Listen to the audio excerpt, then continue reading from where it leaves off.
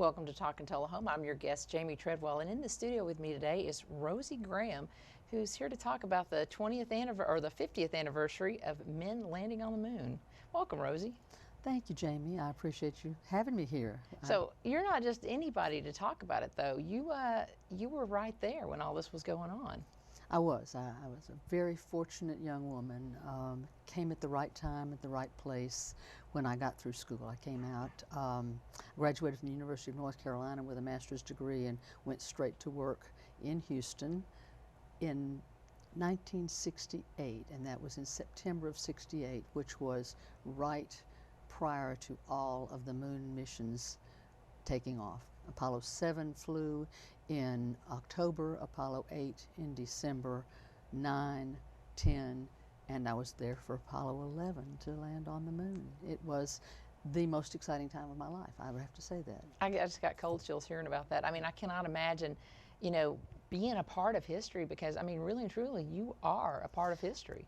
I am one of 400,000 people who were a part of that program, just a little speck, but I'm proud to have been a part of that, and the team was a team that put this men on the moon, and it couldn't have happened without all of us. So I feel important in that respect. I'm not important, but I was important in that respect. Well, and not just as one of, like, what did you say, 400,000? 400,000 people nationwide were Nationwide. involved in putting this program together.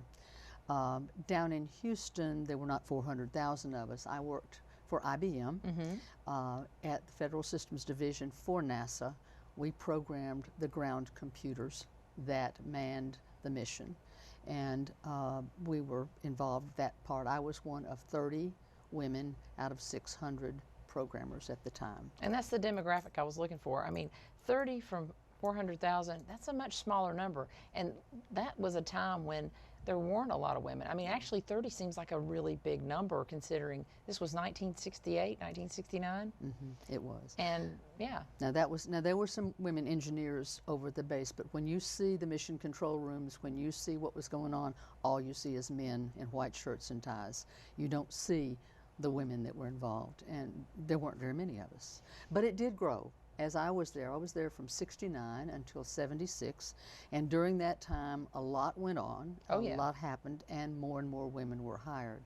And I will tell you this, back when I was hired, IBM hired women to learn to program. There was no such thing, or there were very few collegiate programs in programming, and so they would hire math majors or engineers to bring them in and train us on the job to do the work that they needed for us to do. So I learned how to program while we were working on the missions. That gives a whole new meaning to OJT. Oh, and I think it probably did for them too. Oh yeah, that's like, not that everybody's job is important, but when you're sending people up into space, I mean, it's really kind of important you know what you're doing. Exactly, and we were committed. Everybody was committed to that, and I think, I'll go back a little bit. Ralph and I just went to the 50th reunion, and particularly because he, my husband Ralph, was involved in Mercury, Gemini, and Apollo as an aerospace engineer at the time. So his group had a big reunion down there. My group had a smaller one, but I was amazed. What I guess amazed me, there were 300 there from his group. Many have already passed on, but they were all close to 80-year-old men, and you want to look and say, oh my gosh, a bunch of little old men, and they talked. Some of the astronauts came and thanked them for what they had done. But I think important to me, I sat back and I thought, these men 50 years ago were 30, and so were we. I was 24.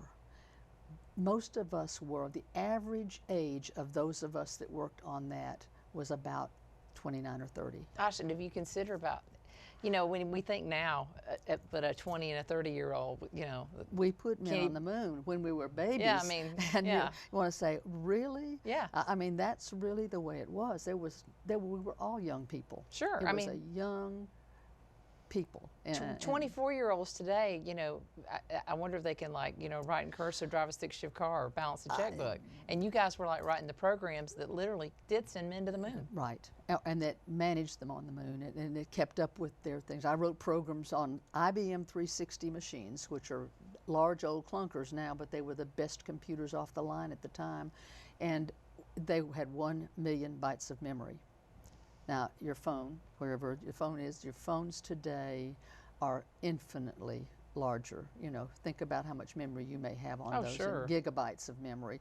We had 1 megabyte of memory, and we had 4 megabytes of large core storage. That did, you know, so we literally managed the men on the moon with machines that today are very archaic. I was going to say archaic, but it was cutting edge at the time. It was cutting edge, and it was the best that we had, and we programmed in binary and assembly language so that we could get the fastest that we could get out of those machines, and we sent data back once a second.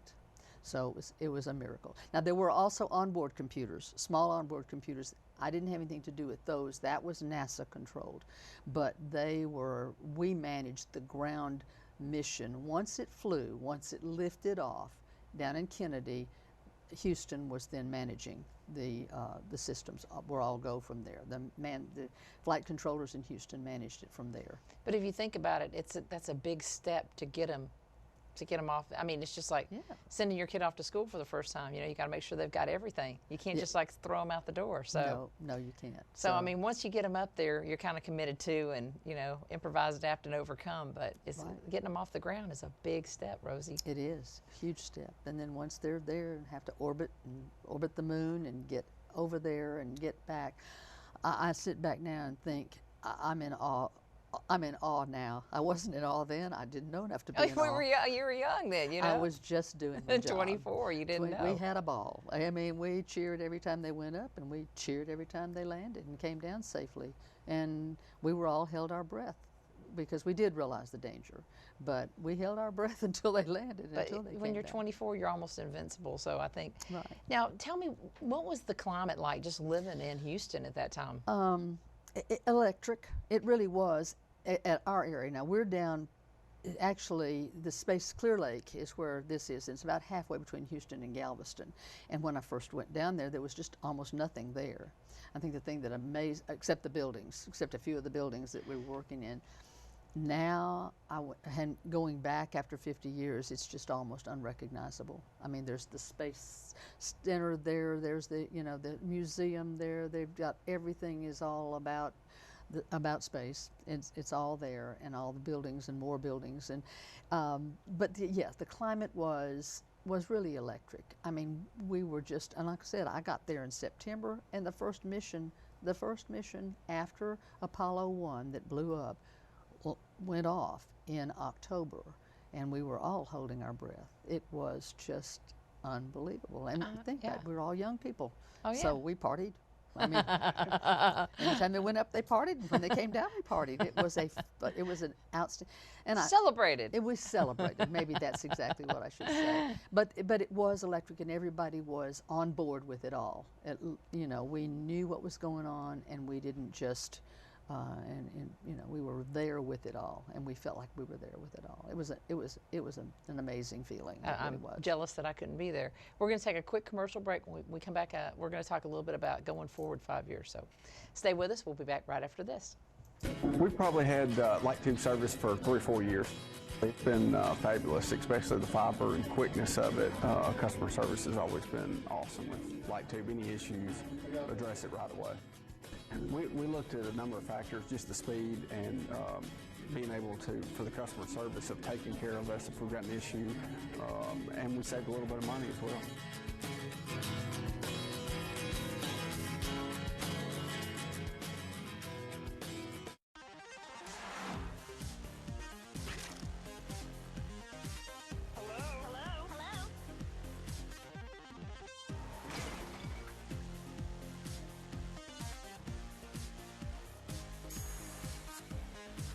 Want to dance? Check out Stingray Music on TV. Now available, the new Stingray Music mobile app, free with your TV subscription. Stingray Music, all good vibes. It's time for every family and business in Tullahoma to go green and recycle. Tullahoma Public Works makes it simple and easy to recycle. Just place your recyclable materials, paper, plastic, aluminum, and cardboard beside your garbage container on the same day your garbage is picked up. Your recycled materials don't have to be in a fancy container. Recycling is not only the right thing to do, it makes sense. Recycling pays. Paying to bury our garbage costs each of us. Please do your part. Let's go green, Tullahoma, and recycle. Does your family love to stream movies and use multiple Wi-Fi enabled devices? But are you finding out that your run-of-the-mill router simply can't keep up?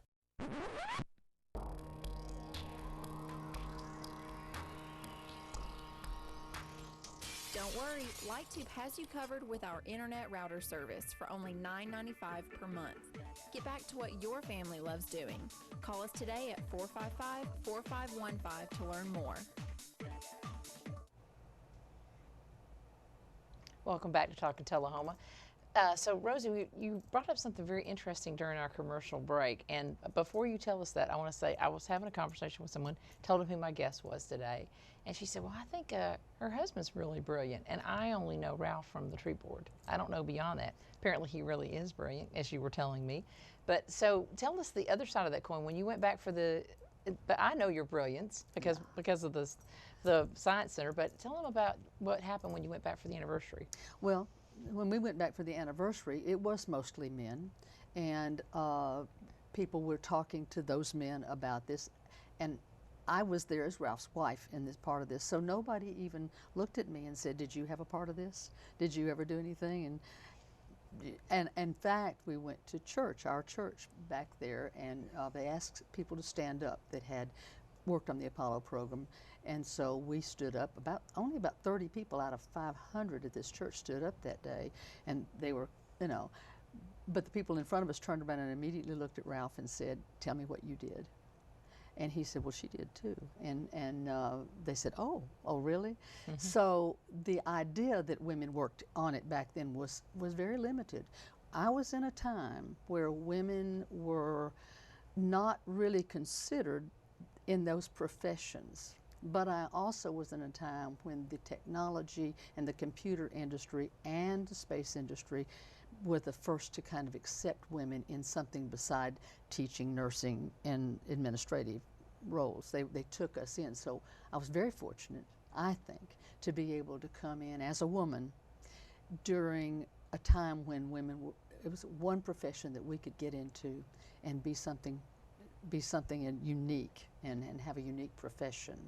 So well, and break the mold, because not to diminish those other roles, but I mean there was definitely a glass ceiling. I mean, you were a teacher, you didn't go up to be a superintendent. You were a nurse, you didn't go up to be a nurse practitioner or a doctor. Right. I mean you were that was it. You're maxed out. But with technology, you kind of kicked the door in. And I mean, there were not any limits. I mean, you could start out, like you said, as a programmer, but the sky was the limit. I mean, it sort of let you sneak up the back stairs, so to speak. It did. And if women were good and did their jobs well, they were moved up the ranks just like the men were. We were hired in with men to do the same jobs that men did. That was a first. I was in a generation where that happened. Prior to that, and I've had people say, oh, were you a hidden figure? Did you know those ladies? I'm going, they were a little before my time, about 10 years, but not much. They were pioneers. There were some very key women that were pioneers for young girls like me to be able to get into this field and with men. They got into the fields by themselves as women, and they were put off, as you saw in Hidden Figures, put in rooms by themselves and really weren't totally allowed working with the men. They were not. Well, but you're diminishing your role a bit, because you were a pioneer too, because 68 and 69 were still, that was fringe. I mean, one year later in 1970, huge, woman explosion and equal rights for women. But that was, you worked there for 2 years before that ever happened. Before that ever happened, and that's very true. We were, when I first went to IBM, we were required to wear dresses. We're not allowed to wear pants. we had to dress appropriately. And stockings, don't forget. Stockings and heels, and we looked pretty prim and proper. And I think we had to be the ones, and of course the men there had to wear suits and ties too, but we finally came out and said, look, if you want us to go over to that computer room over there and get on our hands and knees and pick up those pieces and those papers over there, you're going to have to let us wear something beside dresses. And so we finally, we first got to wear pantsuits, and then we got to wear, you know, normal pants attire. We never were allowed to wear jeans and that sort of thing, but we certainly, we broke that mold a little bit too. I So, mean, and people don't even realize that, you know, how that just in a couple of years, I mean, you made some great strides. we did. We did. Not And just for putting men on the moon, one small step for putting men on the moon, but one giant leap for women too. I hope so. I hope we were a part of that, a part of leaping women forward or moving women forward. Well, I think so. That was my illustration. I didn't even realize Ralph's greatness. I've known yours since I've come to Tullahoma, just because I followed your career as well. Well, thank you. So I thought he was on your coattails. Who knew he had his own? No, we came here because of him. In fact, that was one of those women things. Was the one, I had a baby. I was the one that said, I'll take a back seat to your job for a change. And he needed to move. He had done work on Apollo and on Space Shuttle, designed the wing of the Space Shuttle, and he needed to move on. So he came here. This was a good place. AEDC was a good place. And I went to work out here too. I worked for Aero for a while as a programmer. But, you know, we moved with him. And so again, I'll go back and say, women at the time were still had husbands. It hasn't changed that much. There's a little bit. You'll see occasionally a husband to follow a wife, but those traditional roles are still pretty strong. It was back then. It was back then. But I've never been sorry that we moved here, and it's been a great. But I've always worked. I mean, even after that, I worked at the center. And he always encouraged me to. And then I got a job at Montlow and taught there for 35 years. So what can you say? And I taught computer science, which was my love and which I knew. And again, you know, let's go back to, you know, you're being something you learned from NASA, basically. Exactly. You now, and no telling how many people or how many girls actually. Let's focus on the women that have passed through, you know, your class. Well, I hope some have gone on. I had an interesting experience, and I'll tell you about this if you've got time. While we were back at the 50th, we were going through the Space Center and on a tram and looking at things, and got off to look at the big Saturn V that's there, and it was great. And a lady had overheard me say something to, the guys were all talking about what they did and how they'd done it and whatever, and she overheard me say, well, you know, I did work on something there. I worked on the computers. So her little 15-year-old daughter came up to me and said, you really did work? And I said, I was there in mission control when they landed on the moon. I was blessed. I was young. And she was just, and her mother went on to say, I am so happy to hear this. She is so interested in doing these engineering and programming things, and I'm so happy to know. I said, go for it. You need to be a part of it. Women are a big part of this. And we have found really in the last years that girls have not gone into technology like they could have. So I was excited to find a 15-year-old high school girl that was enthralled with it and that actually talked to me about it. You know, she was excited. You know. Well, and that's what I'm saying. You know, girls see that they can see someone else has done it.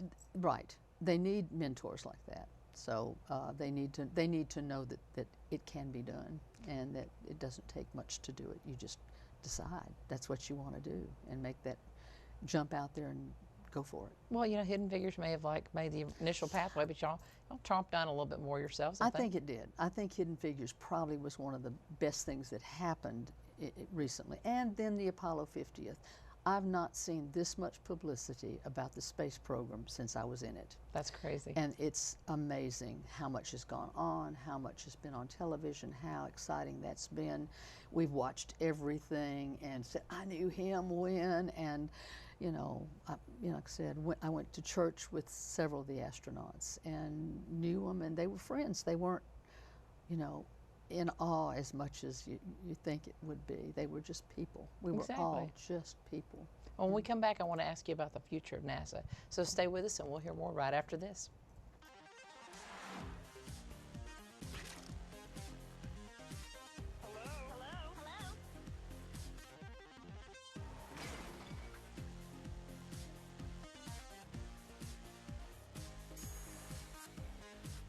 wanna dance? Check out Stingray Music on TV. Now available, the new Stingray Music mobile app, free with your TV subscription. Stingray Music, all good vibes. You asked for it, we listened. Whole Home DVR is here. Record up to 3 of your family's favorite programs at once, anywhere in your home. Start a show in the living room, finish it in another room. For just $5 more a month, upgrade your existing DVR service. Call one of our friendly customer service representatives today. The number you know, 455-4515. It's time for every family and business in Tullahoma to go green and recycle. Tullahoma Public Works makes it simple and easy to recycle. Just place your recyclable materials, paper, plastic, aluminum, and cardboard beside your garbage container on the same day your garbage is picked up. Your recycled materials don't have to be in a fancy container. Recycling is not only the right thing to do, it makes sense. Recycling pays. Paying to bury our garbage costs each of us. Please do your part. Let's go green, Tullahoma, and recycle. Cool off at Southern Middle Tennessee's newest water park, Tullahoma's Splash Island. Fun for all ages. 3 25-foot water slides, lazy river, fun water features for toddlers, tasty food items available.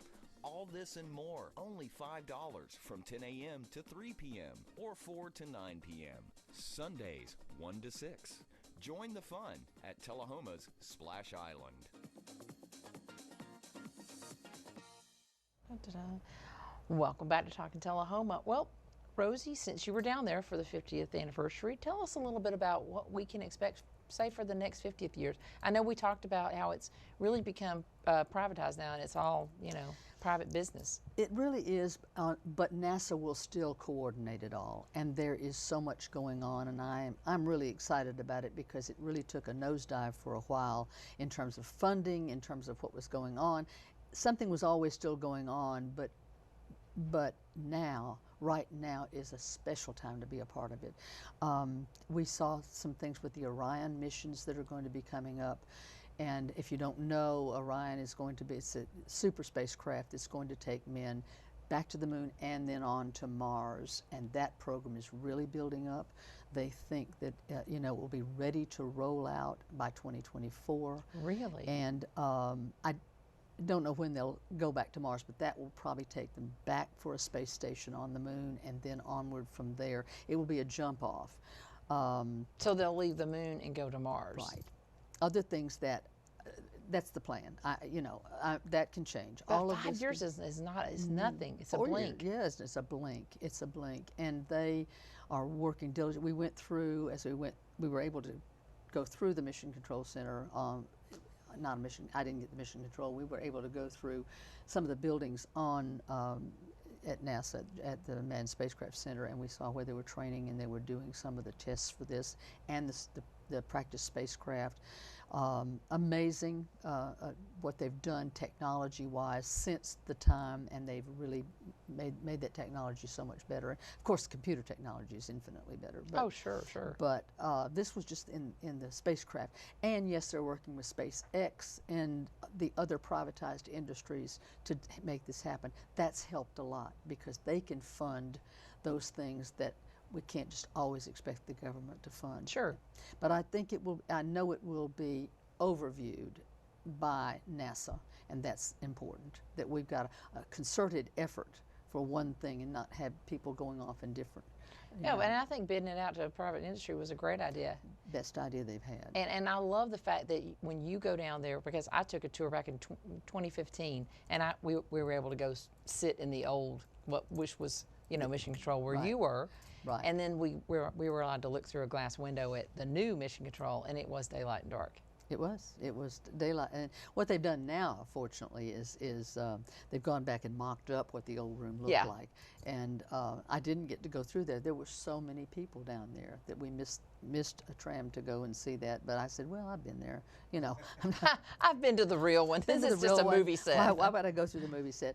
But I would have loved to have seen it again. It was great to be back on the campus again and see Building 30 and Building 45 and Building 16 and all those buildings that we spent a lot of time in and a lot of time and effort in, and where the astronauts worked. And I can't believe I was over there a lot, but we were. I know. I mean, even I know you've diminished your role, but even if you're a footnote in that history book. Well, and I'm proud of that. I don't want anybody to think I'm sitting aggrandizing myself to say, "Oh, wow." It's They more couldn't have got there without you, Rosie. They could have gotten there with you. They could have, but they didn't.